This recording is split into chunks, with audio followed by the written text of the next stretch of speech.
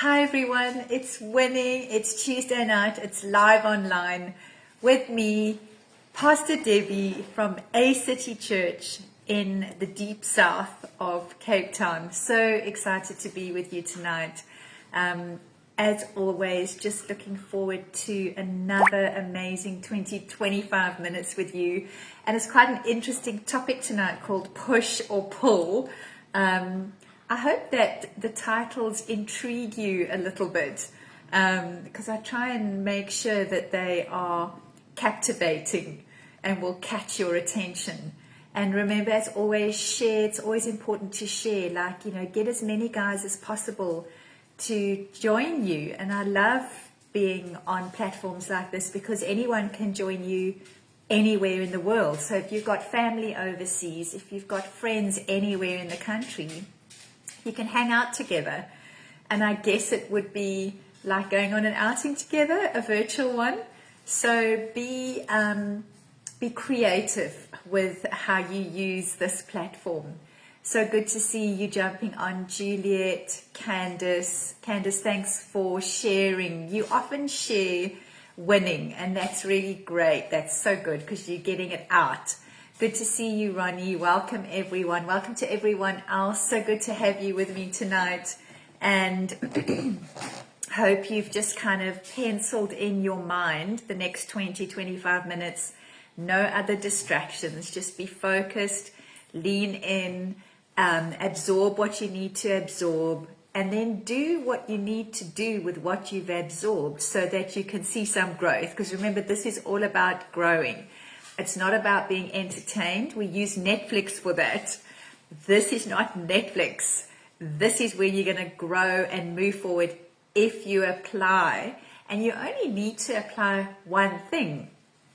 And then just repeat and repeat and repeat. So keep it simple, keep it attainable. And maybe as we next week we're going to be in November. Gosh, can't believe that.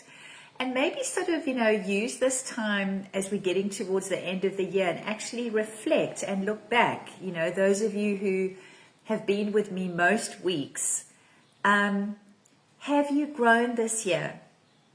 Have you grown in the way you think, your perspectives, your actions, your understanding?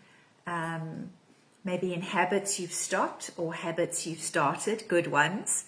So really just kind of think, am I actually growing? Am I moving forward? Tonight is actually very practical in terms of growth. It's a little bit leaning a little bit into kind of leadership stuff, and we are all leaders. Even if you maybe don't work in a space and you are at home, you are a leader. You are leading your household. It doesn't matter what you do. We are leaders, whether we embrace it or not. And so tonight, I just wanted to lean a little bit into that. So good to have those of you who've jumped on, Zan and King and Queen. Good to have you tonight. And so let's get ready. Push or pull? No, this is not a neonatal class. It's something totally different. Here's my opening text. And when I'm lifted up from the earth, I will draw all people to myself. John 12, verse 32. I don't know if you've ever had to move in your life. I've moved countless times in my life. I've had to move boxes and couches, and it's probably why I have a few back issues at this stage in my life because of that. I got quite a good technique when it came to especially moving couches. I found if I tried to push, that would work if the couch was very heavy, because then I'm able to put all my body weight behind the push. But then I didn't always know where I was going. And so it would be banging into things. And sometimes when you're pushing something and all you can see is what you're pushing, it can be a bit demotivating. Whereas pulling, you don't necessarily have as much clout behind what you're doing, because your body weight obviously isn't behind if you're pulling. But you can see where you're going. It gives you more of a front foot. You're not sort of snowed under by the mass of what you're trying to move. And it sort of got me thinking, in life, there's times where we need to push and sometimes where we need to pull.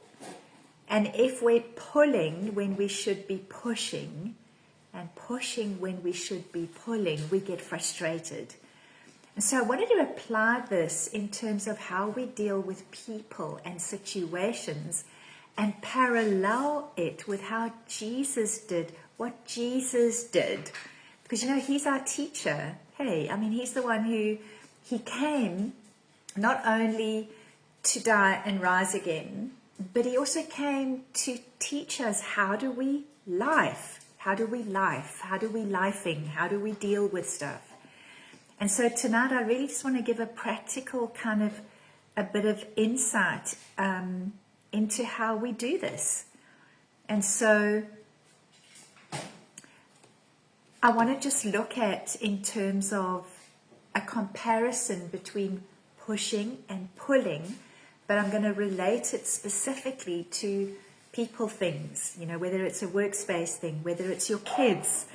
I mean, how many times do you feel frustrated if you're really like trying to push someone to do something when it comes to bath time? I don't know what it is. Most kids don't like bath time, and it's just a nightmare. And how often you like pushing. You know that saying that says you can take a horse to water, but you can't make them drink. How many times do you just feel you're pushing a situation and it's like you're the only one doing all the work? No one else is doing any work. It's just you doing everything. Yet there are times we need to push and there are times we need to pull. I just want to look at the pushing thing for a little bit.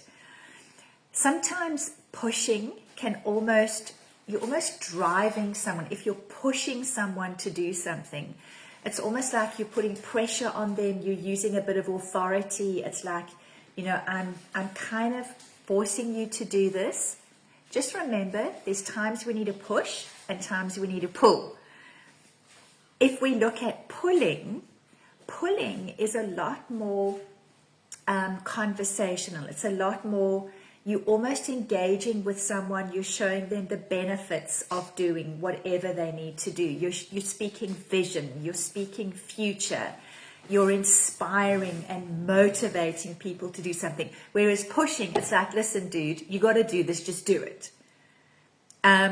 Pushing can sometimes depend on control and compliance. It's like, you know, if you are in a disciplined situation and it's like, you know, you've done something wrong, this is the punishment, you need to fix it and you need to do it this way. You know, I think sometimes in modern parenting, there's a little too much negotiation going on. And sometimes it's like, you know what, you got to do what you got to do. So pushing will often rely on that kind of authoritative voice, that an element of control, I guess. Whereas pulling builds a sense of ownership. It's like, this is where you could be.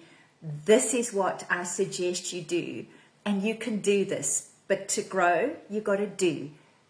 This is where you can be. So it's showing future, pulling back into present, and then motivating action.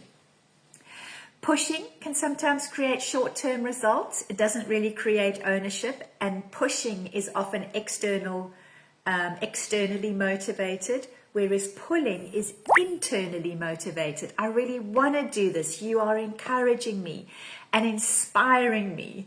Pushing can sometimes be motivated by fear of failure, whereas pulling motivates people to have purpose, to have a sense of belonging. So there's quite a few, you know, just looking at that little exercise, there's quite a few, you know, quite major differences between pushing and pulling. If we look at Jesus, Jesus was quite forceful and he used both push and pull. If I look at a lot of his leadership style, it was quite invitational. You know, if you look at Matthew 4:19, he says, come, follow me. Mark 8:34, if anyone would, come after me. He also speaks in Matthew 11, verse 28, come to me, you who are weary and heavy laden. So Jesus led through a process of invitation rather than intimidation. But he did use push, and I want to share that with you in a minute. He modeled vision, he built relationships. Pulling is often relationship based, pushing is often instructional based. It's more transactional than what pulling is. If you look at pull leaders are very much vision casters. Look at where you can go. And if you think in motivating your children, it's like, you can be this, you can be on the netball team, you can reach that win, let's do this, let's do that. And it's like, it's inspiring. It's like looking at where I can be. Pull leaders are often listeners. They see where people are at, meet them at their point of need, and then help them by motivating them to move forward. Pull leaders are empowerers. It's like trusting people with responsibility and celebrating their growth. They're often very authentic in that they are consistent, they don't threaten, they're very supportive, and obviously all of that needs lots of patience. So that sounds all amazing, but when do I know when to push and when do I know when to pull? Because guaranteed, if you do either in the wrong context, it's not going to work. Because there are moments where we need to push, and push means we're correcting. You're holding someone accountable. It's like we got to have both. It's like you can't just have fish without chips. You need fish and chips. You need grace and truth. There's certain things, they just don't work on their own. You need push and pull. But it's knowing when to use it. And whenever you're using it, particularly in the area of push, it's got to be motivated by love, purpose, and not pride and frustration. I love this saying, push may move feet, but pull moves hearts. So when people feel that they are pushed, they'll often move away from you until the pressure's gone. Whereas if they pulled, they'll move with you, even if you're not in the room. So how do we use the pull then? How do we do that? I think it's modeling what you want to see. Like, often with our parenting, are we telling kids to do what we're not doing? Like, we moan at our children, why are you spending so much time on your screen, so much screen time? Yeah, but aren't they modeling their parents? So a pull parent, a pull leader models what they want to see. And that's a challenge. That's a big challenge. It doesn't mean that because your kids go to bed at 7:30, so do you. That's a push situation. But model what you want to see. Model what you want to see in your office space. Model what you want to see in any space. Because when you model what you want to see, remember you attract who you are. So who are you attracting? And, are you modeling the right things? Ask, don't tell. I think it's use empowering questions like, what do you think the Lord might be saying to you at this point? Don't always tell. Ask, what do you think? So you're giving people the capacity to be able to think for themselves, which also shows that you value and trust their opinion. Affirm growth. It's so easy to always pick on the negatives, which we need to. But it's got to be balanced with affirmation of what's great. Create ownership, say to people or say to your children, I really believe in you. You can do this. Let's do this together. It's your dream. But you need to embrace it. Let's look at examples where Jesus used push. I think with Peter walking on the water, when Peter began to sink, Jesus said, "Oh, you have little faith, why do you doubt?" That was a gentle but firm push for him to actually grow in faith under pressure. Another example was the rich young ruler in Mark 10, verse 17. And Jesus pushed him to confront his attachments, and he said, go and sell everything. And that was really like exposing, like, what are you attached to? And it was kind of like a do or die kind of moment for him. So Jesus used push there. He needed to. But there are other examples where he uses pull. So if we look at when he called his first disciples in Matthew 4, he said, come and follow me. it wasn't forced. It was a choice. Do you want to live for something bigger than yourself? And then the woman at the well in John 7:29, where Jesus never judged her, he never pointed a finger at her. He just engaged with her and spoke to her and spoke into her life. And gradually, he just revealed the truth. And then he ends it with, after he's drawn her into revelation and transformation, he says to her, go and sin no more. So we need a push when people need truth and direction or correction. Pull when they need healing or belonging or grace. If we look at Jesus, he pushed the proud, he pulled the broken. He exposed the Pharisees. He exposed them because he pushed them into corners where the truth around their motive and agenda was exposed. He pushed his disciples toward growth, but he pulled the lost into salvation. Imagine if he pushed the woman at the well by judging her and, you need to take responsibility for your life. She knew that. She didn't need someone to tell her. She needed to see who she could become. She needed to be gently pulled into revelation, pulled into experiencing love and acceptance. And that won her heart. And so, it's learning the difference. And I think in terms of negotiating, how do I know when to pull or when to push? Look at the person's posture. You're not going to push someone who's broken. That is of no purpose. But you're also not going to try and pull someone who's rebellious. It actually needs a very strong, direct word. What you're doing is wrong. I think it's, in looking at posture, if the person is in a vulnerable space, it's let's do this together. But when they're in a space where they're arrogant and need correction, it's like, you need to do this now. You can't negotiate with your child when it comes to things like homework has to be done. You got to do it now. It's a non-negotiable.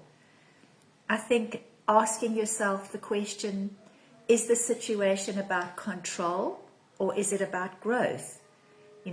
Push only when it's about calling people to a higher standard and not enforcing your own pace. Sometimes you need to push. Guys get comfortable, children get comfortable, people in your life get comfortable, people you're managing get comfortable, and sometimes there's a push that's required to get them out of that. Ask yourself, are you calling them up or are you calling them out? If you're calling someone out, you need to call them to accountability. But if you're calling them up, you need to motivate them by pulling and not pushing. Ask yourself the question, what will develop? Are you wanting to develop ownership or are you wanting to develop dependency? Pushing, constant pushing, just produces compliance. There's no sense of self-motivation, self-discipline. It's all about external reliance, and that's not healthy. Whereas pulling creates a sense of responsibility. So it's balancing. You need both, but you can't give just one without the other. So I think tonight has been, it's looking at how we treat people and how we treat situations. The Bible says make the most of every opportunity. But in doing that, we need to know how to handle people. Jesus has called us to lift the lives of people. Jesus has called us to connect people to him.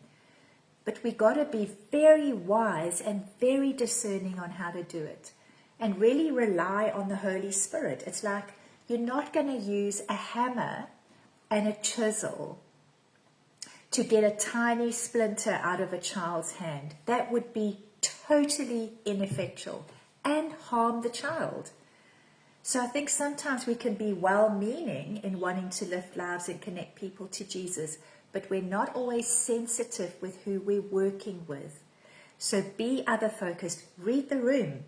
Read the room. Lord, give me wisdom. Do I need to push or do I need to pull?